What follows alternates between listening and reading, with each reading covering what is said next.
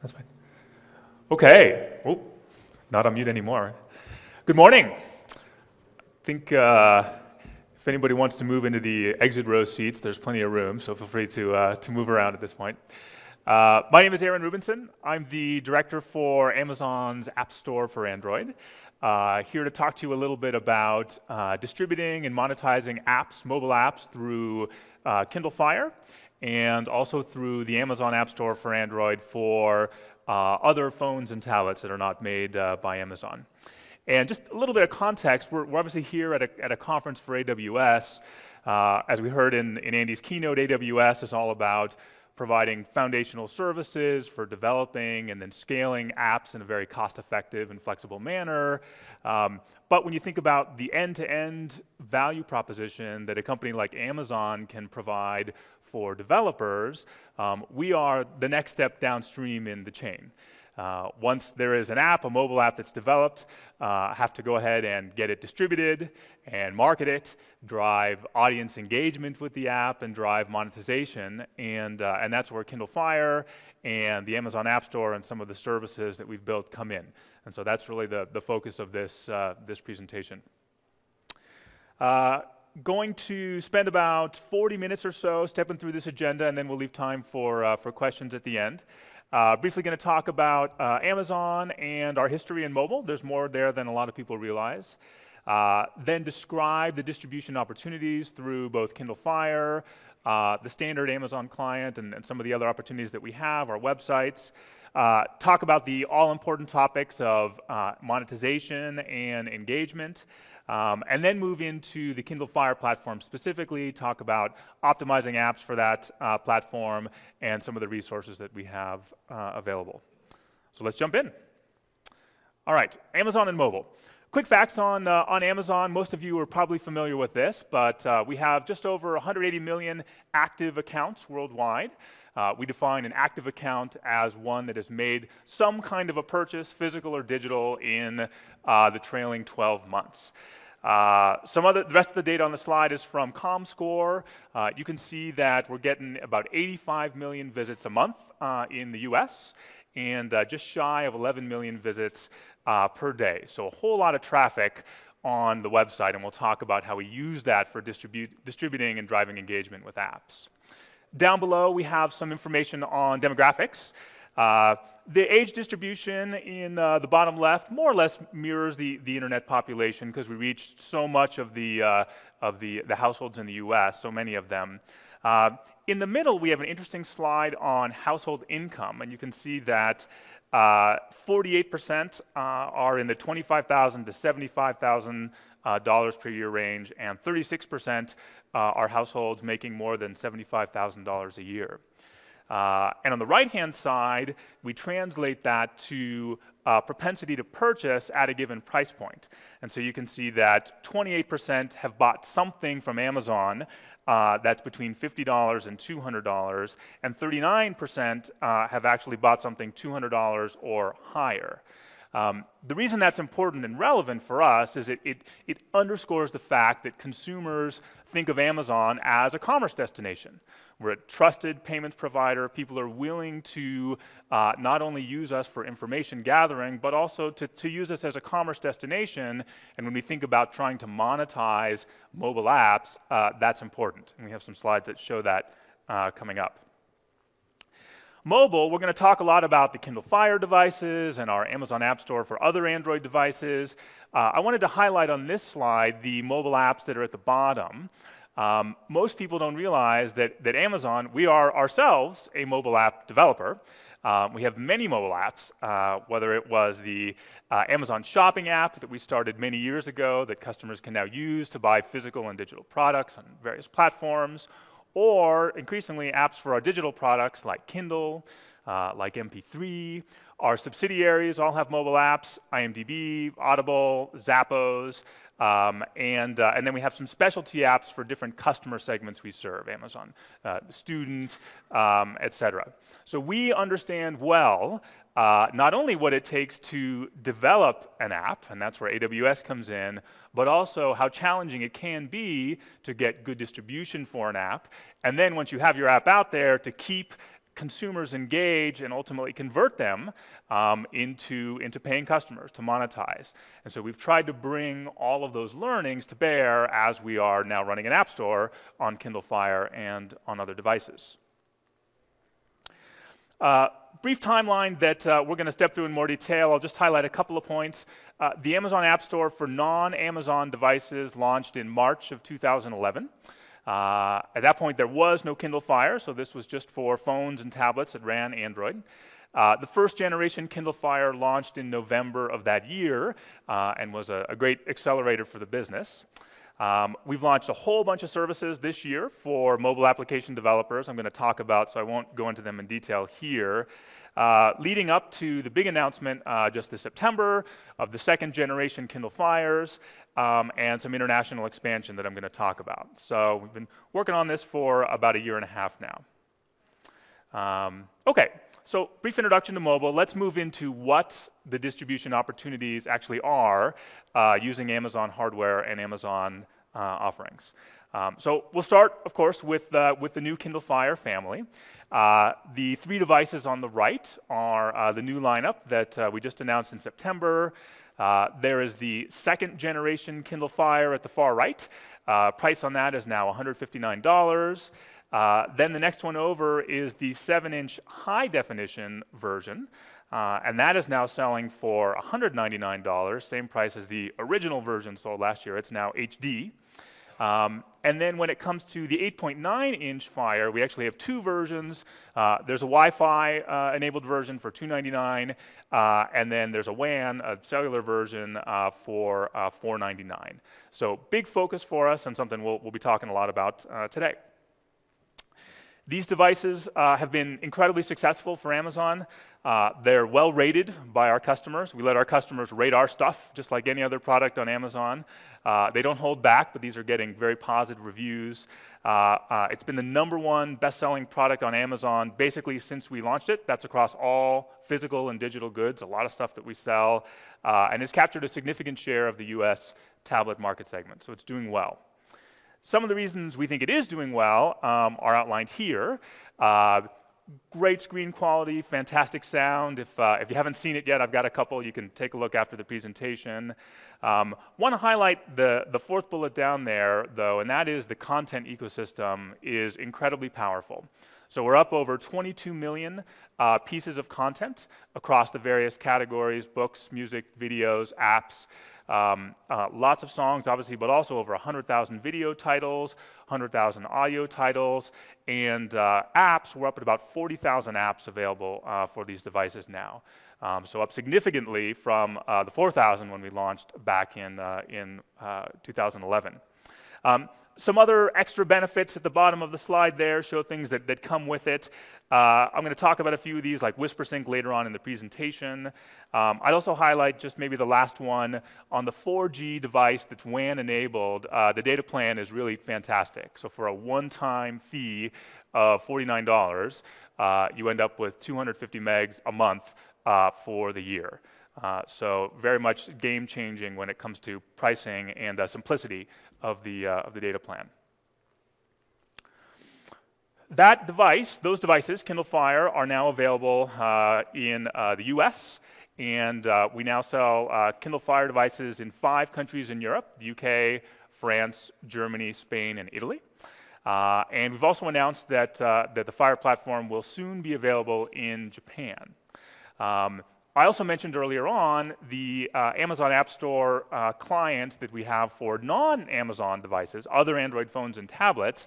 It's available in the same footprint, US, 5 countries in Europe, and actually just today, we have launched that client in Japan. So it's now available for Japanese consumers to download and use. So great progress in expanding our reach internationally. In the US, customers can get this client by going to Amazon.com and downloading it. And we also have a growing number of deals with carriers and OEMs where the product is preloaded. And so US Cellular is one, and also we just shipped our first handset, they shipped it, with Verizon Wireless that has a suite of Amazon apps preloaded, including the Amazon App Store. So making it easier for customers to get it. Then we've talked about a couple of mobile opportunities. Obviously, we have our websites, and we talked earlier about the traffic those receive. Apps is a category of its own on the Amazon.com website, and so featured very prominently throughout it. We have here, this is a pointer. This is the Amazon.com gateway, and you can see here that we're merchandising apps, driving people to the store.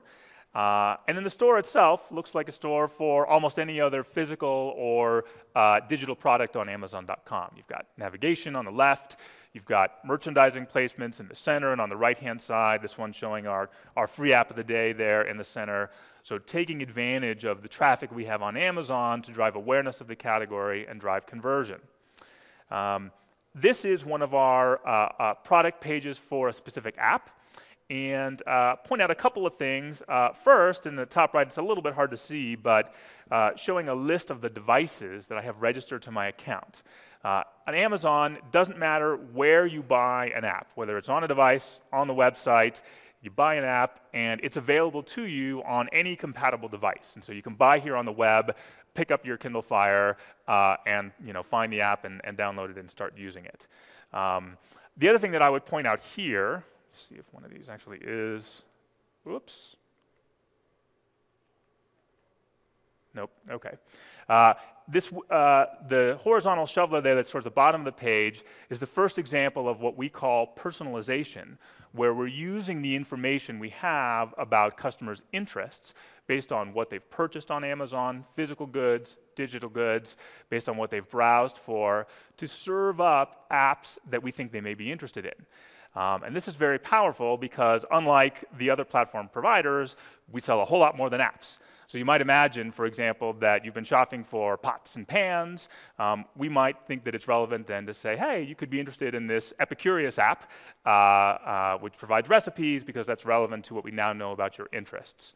And so some of the unique things that we're working on from a distribution perspective because of the fact that we are a broad-based retailer. Rest of this product information page, we have customer reviews for the apps. Also, one other thing that's very relevant for this conference, we launched with a feature called Test Drive that allows customers to try apps in their browser and now on the Fire devices before buying them. Really cool technology. So when a customer clicks this Test Drive Now button, we actually fire up an instance of the app or game on an emulator that's running on an AWS server. And we stream the audio and video from the app to the browser or to the Kindle Fire device, and customers can then interact with the app in real time using either their finger or their mouse, basically trying the app out without actually buying it. And the whole idea here is to try and aid customers in the discovery process, to convince them to take a look at paid apps that they may not want to pull the trigger on without knowing more about it. Hopefully, they'll fall in love with the app or the game and decide they actually want to buy it. So, strong feature from a discovery perspective, and we've been pleased with the performance thus far. Flipping back to the mobile devices, again, just continuing on the theme of marketing and merchandising, these are screenshots from the 7-inch HD Kindle Fire device. On the far left, we have a page. If a customer clicks on the Shop tab at the top of the device, they're taken to a screen where we show all of the stores available on the device. And we have the opportunity to do some targeted merchandising there. And so here we're showing an advertisement for Diner Dash, which launched exclusively on Kindle Fire a couple of weeks ago. Then in the center column, we have our main landing page for Kindle Fire games, and on the right-hand page for Kindle Fire apps. Those billboards, as we call them, at the top are all scheduled by our editorial team. We work very closely with developers to understand when their products are launching, when they have things they want to talk about, and to have appropriate placements on the devices that make customers aware of that. And similarly, all the icons in these, we call them horizontal shovelers below, are the same. Those are managed by our editorial team. As we work with developers, we want to ensure that we're showcasing the right products. We also have personalization that I mentioned in the website context on the device. So on the left-hand side, you have the main scrolling carousel that shows whatever media you've used last on the device, and below that, we show recommendations based on that thing that you've used. So here, you used USA Today, that's why it's up in the carousel, and we're showing related products based on customers with similar interests down below as a way of aiding discovery. And on the right-hand side, we have those same recommendations that I talked about in the online context here on the device. So again, trying to help customers find the relevant products from amidst the massive selection. Last couple examples of ways that we can merchandise differently, targeted email. So on the left-hand side, we have an email for Tiny Village. It's a game targeted very specifically to consumers that have purchased games before and particularly have shown interest in games from Tiny Co. That one you might expect. The email on the right, I think, is even more interesting. And this one, we've simply targeted baseball fans. And the hero of the email is the Major League Baseball app.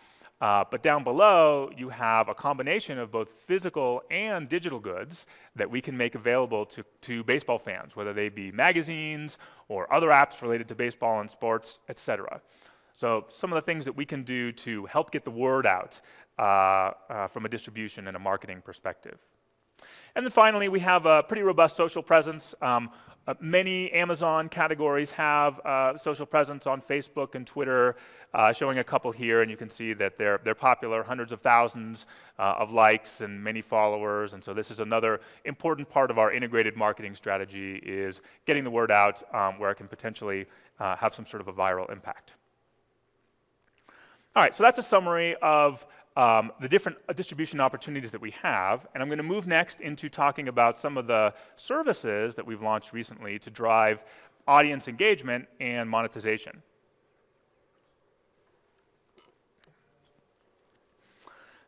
Starting with in-app purchasing. We launched in-app purchasing for general availability back in April of this year. We have an in-app purchasing SDK that's available in our developer portal. And I'm showing here the customer experience on the 7-inch Kindle Fire HD device. The screenshot on the left, we are inside a third-party app. This is Cut the Rope Experiments by Zepto Labs. And this customer has said, hey, I want to buy superpowers. And there are various packets of superpowers that you can buy. If a customer were to click on the packet of 20 superpowers, they progress to the center screen, up pops the Amazon-branded and Amazon-controlled in-app purchasing flow. And as you can see, it's a one-click experience, just like any other one-click experience on Amazon. The customer literally clicks on that button, and the next step is the order confirmation. Notice that we're not asking for them to enter their password here. We're not asking for payment information, any sort of credentials. The beauty of the Kindle Fire platform is that when you take it out of the box, the first thing you do is log into your Amazon account. From that moment forward, we know who you are as a customer. We have a secure authentication token on that device, and we, through the technology that we have on the device, can allow third-party apps to tap into that to enable this friction-free experience. So that results in very high conversion, as we'll see here on the next slide.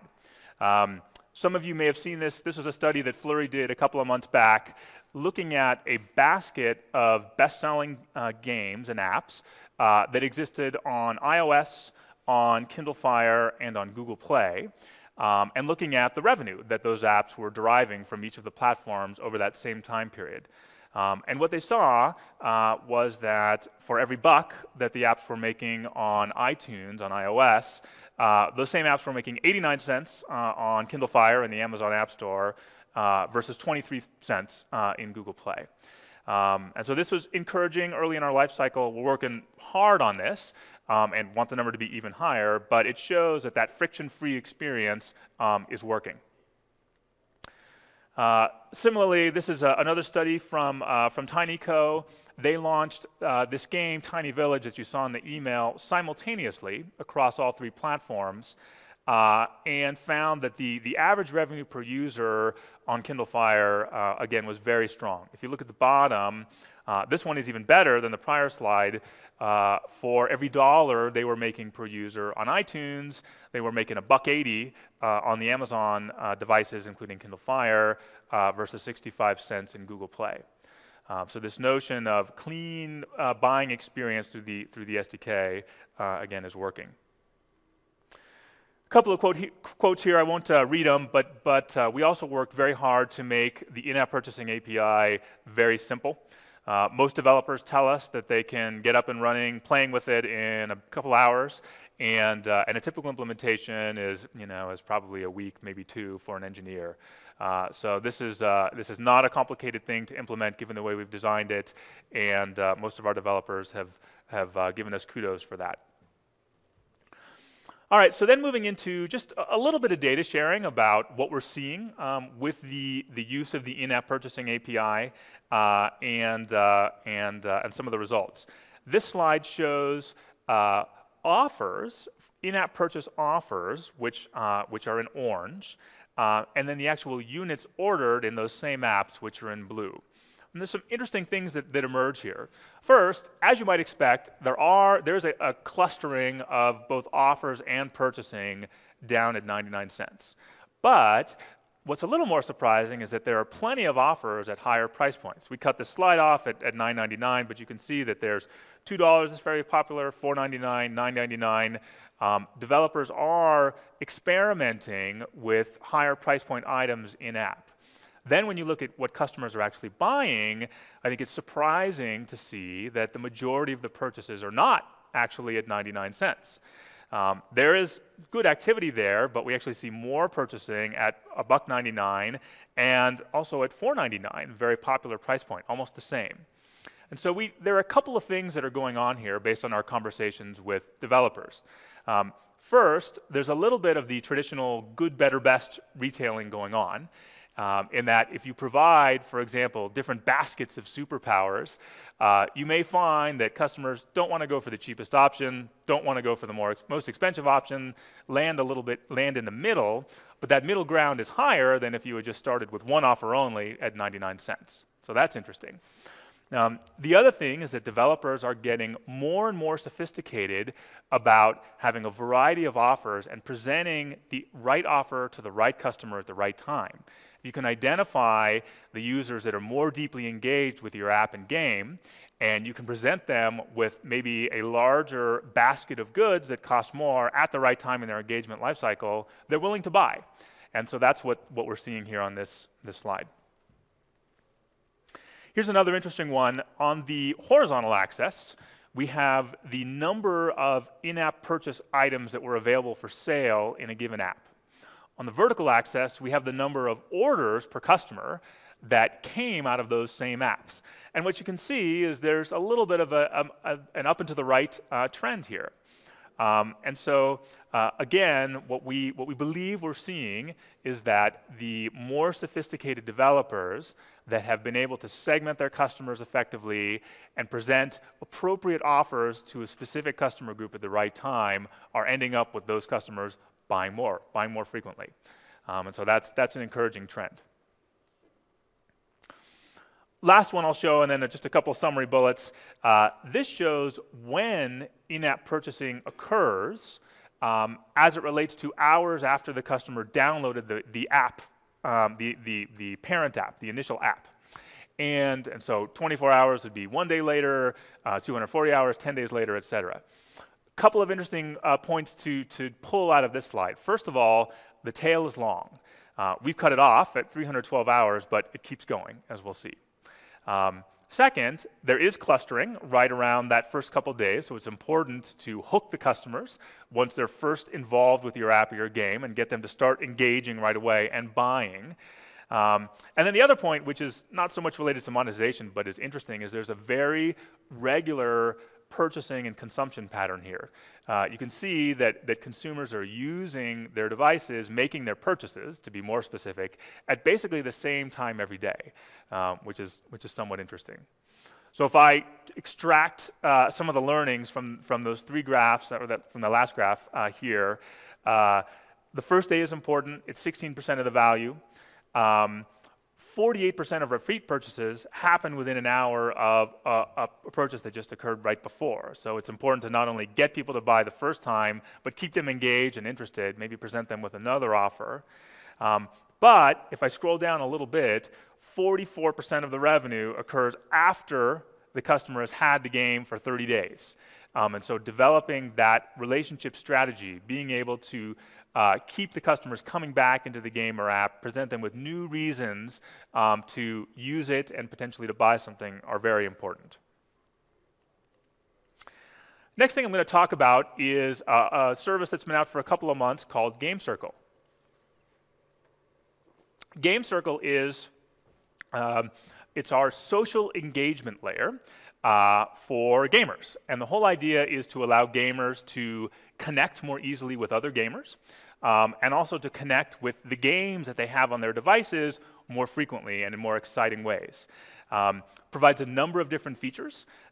You can find friends through the Game Circle network or by connecting to Facebook.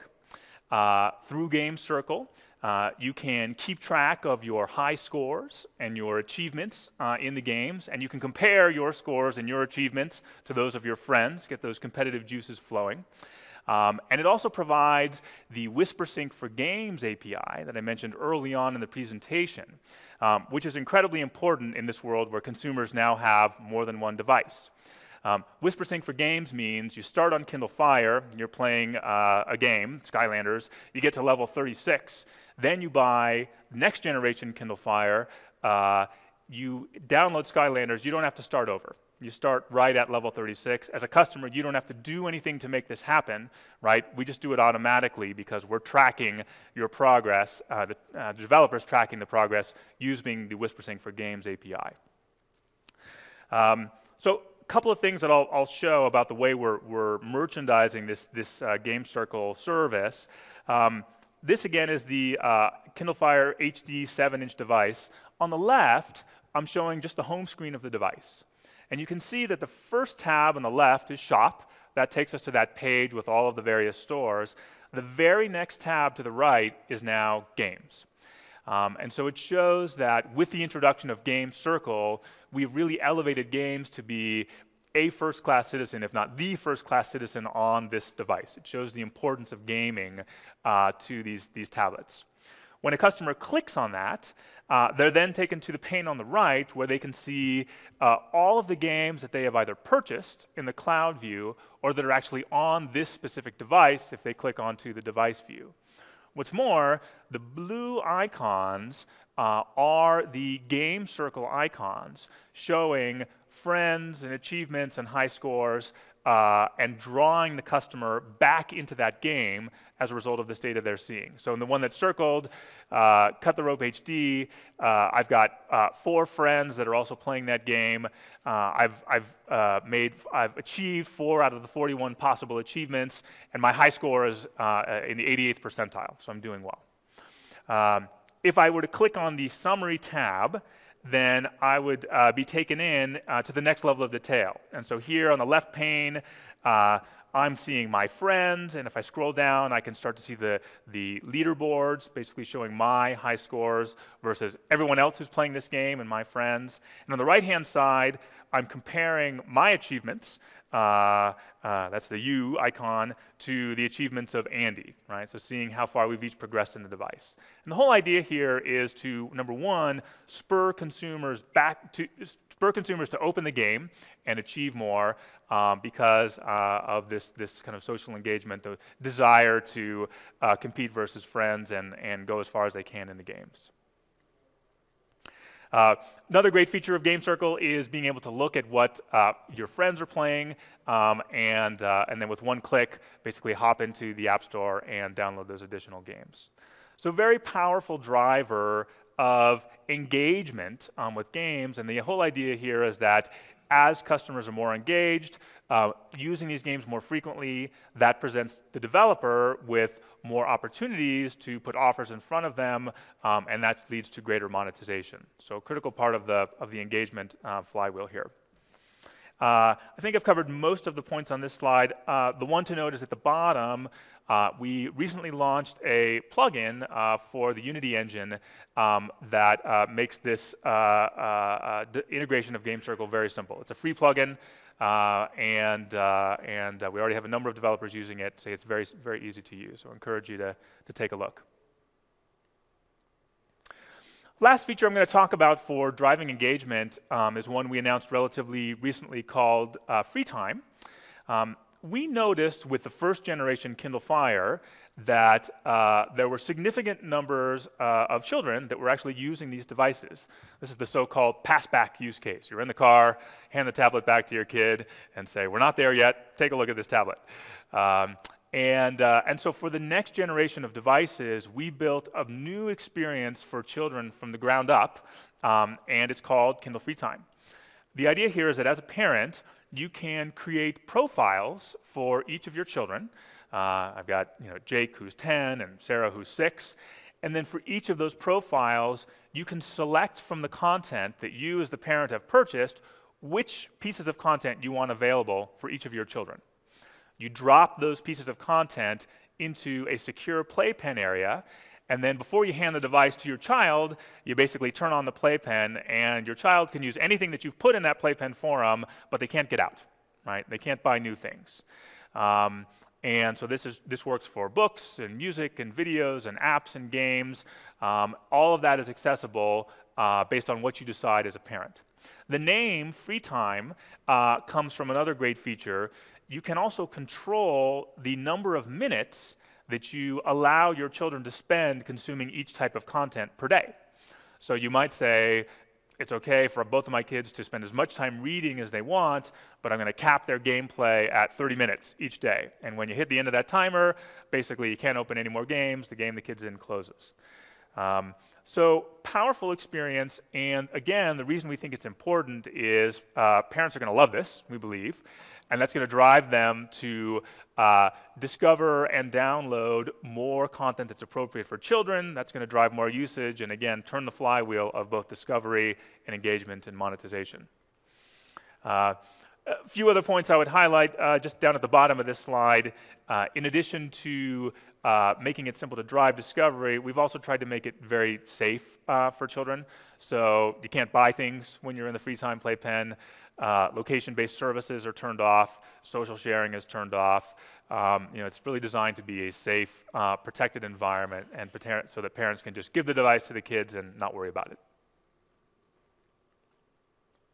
Okay. Let's turn towards Kindle Fire. We often get asked, how do I make a great app for this Kindle Fire platform? And so we have a couple of thoughts here.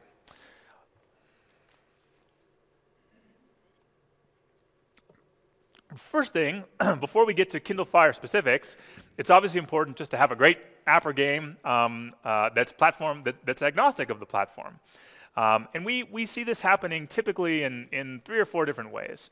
The apps that customers prefer either, one, do something better than all other apps in the class. That's provide great utility, whether it's Touchdown for email or Office Suite Pro for reading and editing Office documents. Those are good examples there. Second way to be a great app or game is to provide great value. Pandora, obviously amazing music service for free for most people, although you can pay to eliminate the ads. It doesn't always mean free. So Ocean House Media has licensed the Dr. Seuss properties, and they have these fantastic interactive children's book apps, narrate to you, have animations. They're not free. They're a couple of bucks. But when you think of the utility of that, the value they're providing versus the cost of a typical paper children's book, it's amazing value. And so that's resonating really well with the parents that are using these devices. Being distinctive, obviously if you can create a new genre, that's great. We also find that in genres that have existed for a long time, developers that can put some sort of a unique spin on it, whether it's through the implementation of the creative, some aspect of the gameplay, those tend to take off. And then the last point is also around hooking the customers. Because there are so many apps and games out there, it's so easy for customers to try them. It's critical that in that first 5, maybe it's 3 to 5 minutes, you find a way to hook those customers. And so these apps, Plants vs. Zombies and Temple Run, have basically tutorials on steroids that teach you how to use the game, and by the time you're done with them, you're excited to continue. And so that's a best practice. Another thing, again, just in the sort of generic making a great app, is thinking carefully about which business model is right. Paid apps do still work in many situations. When intellectual property is strong and recognized, when the developer has good brand equity and wants to build on that, consumers are willing to pay up front. Certain classes of apps are just simply expected to be more in the paid genre. For example, a lot of the reference, medical, etc. So paid apps, that is still a viable business model for the appropriate situation. Freemium tends to be a good solution when some of those things are not true, but it's also important that freemium titles are somehow progressive in nature so that there is additional content. There's a reason for the customer to fall in love with the story and want to either accelerate their ability to move through it or to enhance their experience somehow. And so it's important to think about that if you're thinking about moving towards the freemium model. Last thing I'll point out here is that subscriptions have existed for a long time in content categories, app categories where that has been the model offline, for example, periodical apps. We're increasingly seeing developers start to experiment with this in other categories, like gaming. Still very nascent, but the adoption by consumers appears to be fairly strong, and so I think it's an interesting trend for us to watch and think about. So with those two high-level points made, now we turn to, again, still not thinking about Kindle Fire, but actually just making a great app for tablets. I've got here a use case for Evernote. This is what their phone app looked like when it was stretched to 7 inches. That's the before. And then the adaptations they made for Kindle Fire HD on the right. That's the after. And so in the before view, you can see that basically what they had was top-level navigational structure as the whole home screen of the app. You had to, before you could engage with the app, you had to say, this is what I want to do. The layout that they went to on the right-hand side does a number of interesting things. First, they took that navigation and they kept it in the dark gray pane, but they implemented a hierarchy to bring forward the most important use cases, creating a new note, etc., taking a screenshot. Note also that they elevated a couple of use cases they found more popular on tablets to that premier status, and that's using audio and attaching, making an attachment. So a little bit of intelligence around how consumers were using tablet apps differently than phones. Then if you look at the green sub-navigational bar at the top in the after slide, those are additional navigational options that they took out of the Android settings menu and put up at this top level of the app. So they basically eliminated a drill down step for the customer because they have more real estate. And then finally, on the right-hand side, they took the most common user stories, seeing the actual notes that have been created most frequently, and actually put those right on the top page of the app. So those panes slide, those vertical panes slide, and as a consumer, you can literally get right into the action without having to do navigation as you had to on the phone app.